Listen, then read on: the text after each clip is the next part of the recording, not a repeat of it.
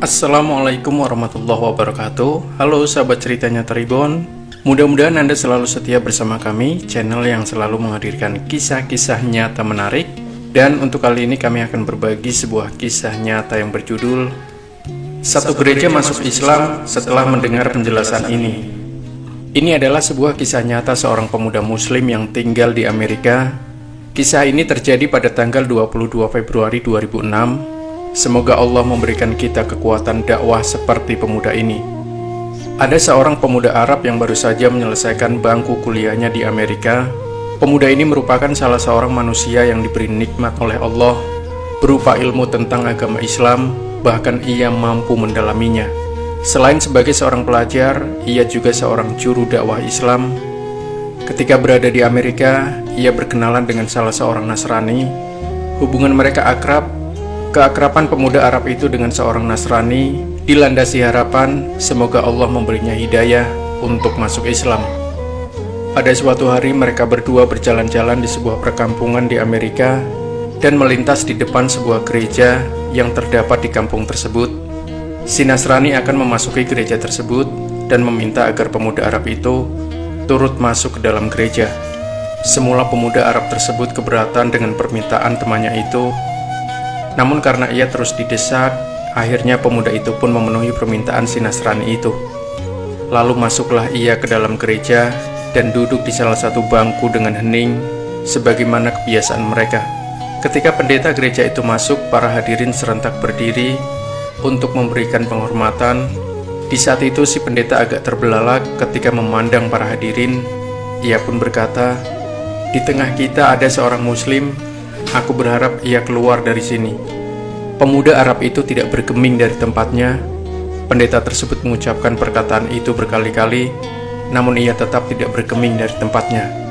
Hingga akhirnya pendeta itu berkata, "Aku minta ia keluar dari sini dan aku akan menjamin keselamatannya." Barulah pemuda Arab itu beranjak keluar. Di ambang pintu ia bertanya kepada si pendeta, "Bagaimana Anda tahu bahwa saya seorang muslim?" Pendeta itu menjawab, "Dari tanda yang terdapat di wajahmu." Kemudian ia hendak beranjak keluar, namun si pendeta ingin memanfaatkan keberadaan pemuda ini, yaitu dengan mengajukan beberapa pertanyaan. Tujuannya untuk memojokkan dan mempermalukan pemuda tersebut, sekaligus mengokohkan agama dan gerejanya. Si pendeta berkata, "Aku akan membiarkan Anda keluar dari tempat suci ini setelah aku mengajukan kepada Anda 22 pertanyaan dan Anda harus menjawabnya dengan tepat." Sang pemuda Arab tersebut tersenyum dan berkata, "Silakan." Sang pendeta pun mulai bertanya dengan pertanyaan yang tidak masuk akal.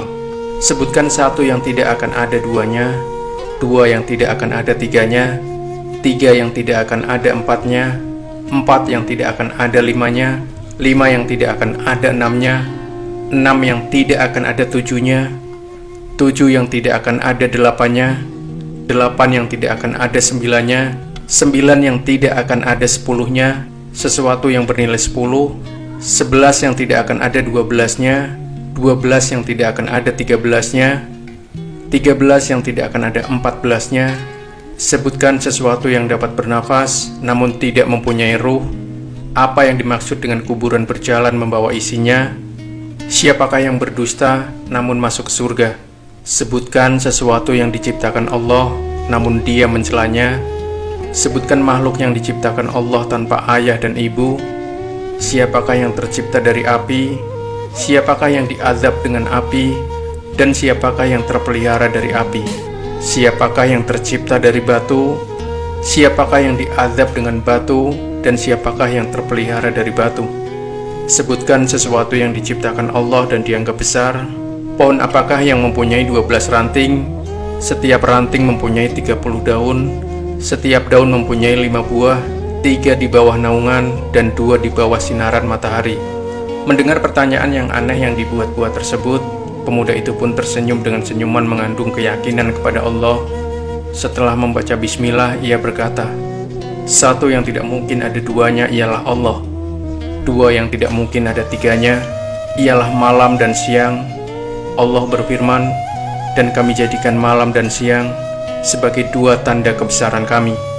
Surat Al-Isra ayat 12. 3 yang tidak mungkin ada 4-nya adalah kehilafan yang dilakukan Nabi Musa ketika Khidir menenggelamkan perahu, membunuh seorang anak kecil, dan ketika menegakkan kembali dinding yang hampir roboh. Surat Al-Kahfi ayat 71-82. 4 yang tidak mungkin ada 5-nya adalah 4 kitab samawi, Taurat, Injil, Zabur, dan Al-Quran. 5 yang tidak mungkin ada 6-nya ialah sholat 5 waktu. 6 yang tidak mungkin ada 7-nya ialah jumlah hari ketika Allah menciptakan makhluk. 7 yang tidak mungkin ada 8-nya ialah langit yang berjumlah 7 lapisan. Allah berfirman, yang telah menciptakan 7 langit berlapis-lapis. Surat Al-Mulk ayat 3. 8 yang tidak mungkin ada 9-nya ialah malaikat pemikul Ars, Ar-Rahman. Allah berfirman, dan malaikat-malaikat berada di penjuru-penjuru langit, dan pada hari itu 8 malaikat menjunjung Ars Rabbmu di atas kepala mereka. Surat Al-Haqqah ayat 17. 9 yang tidak ada 10-nya adalah mukjizat yang diberikan kepada Nabi Musa alaihissalam: tongkat, tangan yang bercahaya, angin topan, musim paceklik, katak, darah, kutu, dan belalang. Sesuatu yang tidak lebih dari 10 adalah kebaikan. Allah Subhanahu wa Ta'ala berfirman, barang siapa yang berbuat kebaikan, maka untuknya 10 kali lipat. Al-An'am 160. 11 yang tiada 12-nya adalah saudara-saudara Yusuf. 12 yang tiada 13-nya adalah mukjizat Nabi Musa yang terdapat dalam firman Allah. Dan ingatlah ketika Musa memohon air untuk kaumnya, lalu kami berfirman, pukullah batu itu dengan tongkatmu, lalu memacarlah daripada 12 mata air. Al-Baqarah ayat 60. 13 yang tiada 14-nya adalah jumlah saudara Yusuf, ditambah ayah dan ibunya. Adapun yang bernafas namun tidak mempunyai ruh adalah waktu subuh. Allah Subhanahu wa Ta'ala berfirman, dan waktu subuh apabila fajarnya mulai menyingsing. At-Takwir 18. Kuburan yang membawa isinya adalah ikan yang menelan Nabi Yunus alaihissalam. Mereka yang berdusta namun masuk ke dalam surga adalah saudara-saudara Yusuf, yakni ketika mereka berkata kepada ayahnya, wahai ayah kami, sesungguhnya kami pergi berlomba-lomba dan kami tinggalkan Yusuf di dekat barang-barang kami, lalu dia dimakan serigala. Setelah kedustaan terungkap, Yusuf berkata kepada mereka, tak ada cercaan terhadap kalian. Dan ayah mereka Yakub berkata, aku akan memohonkan ampun kepada Robku. Sesungguhnya dialah yang maha pengampun, lagi maha penyayang. Sesuatu yang diciptakan Allah namun tidak dia sukai adalah suara keledai. Allah Subhanahu wa Ta'ala berfirman, sesungguhnya sejelek-jeleknya suara adalah suara keledai. Luqman ayat 19. Makhluk yang diciptakan Allah tanpa ibu dan bapak adalah Nabi Adam, malaikat, unta Nabi Soleh, dan kambing Nabi Ibrahim. Makhluk yang diciptakan dari api adalah iblis, yang diazab dengan api adalah Abu Jahal, dan yang terpelihara dari api adalah Nabi Ibrahim. Allah Subhanahu wa Ta'ala berfirman, wahai api, dinginlah dan selamatkan Ibrahim. Surat Al-Anbiya. Makhluk yang terbuat dari batu adalah unta Nabi Soleh, yang diazab dengan batu adalah tentara bergajah, dan yang terpelihara dari batu adalah Ashabul Kahfi, penghuni gua. Pemuda Arab itu terus melanjutkan perkataannya. Ia menjawab pertanyaan yang dibuat-buat dengan jawaban yang sesuai dengan firman Allah. Walaupun pertanyaan itu sengaja dibuat hanya untuk mempermalukannya, namun pemuda itu mampu menjawabnya dengan tenang, hingga sampailah pada jawaban yang terakhir. Adapun pohon yang memiliki 12 ranting, mempunyai 30 daun, setiap daun mempunyai 5 buah, 3 di bawah teduhan, dan 2 di bawah sinaran matahari. Maknanya, pohon adalah tahun, ranting adalah bulan, daun adalah hari, dan buahnya adalah sholat 5 waktu. 3 dikerjakan di malam hari, dan 2 di siang hari. Pendeta dan para hadirin pun merasa takjub mendengar jawaban pemuda muslim tersebut. Kemudian pemuda itu pun pamit ketika semua sedang terbuai dalam kekaguman terhadap jawabannya. Namun sebelum pergi, pemuda itu meminta si pendeta agar menjawab satu pertanyaan saja. Permintaan ini disetujui oleh si pendeta. Pemuda ini berkata, apakah kunci surga itu? Mendengar pertanyaan itu, lidah si pendeta menjadi keluh. Hatinya diselimuti keraguan, dan rona wajahnya pun berubah. Ia berusaha menyembunyikan kekhawatirannya, namun hasilnya nihil. Orang-orang yang hadir di gereja itu terus mendesaknya agar menjawab pertanyaan tersebut, namun ia berusaha mengelak. Mereka berkata, "Anda telah melontarkan 22 pertanyaan ngawur kepadanya. Pemuda itu mampu menjawab semuanya. Sementara ia hanya memberimu satu pertanyaan masuk akal, namun Anda tidak mampu menjawabnya."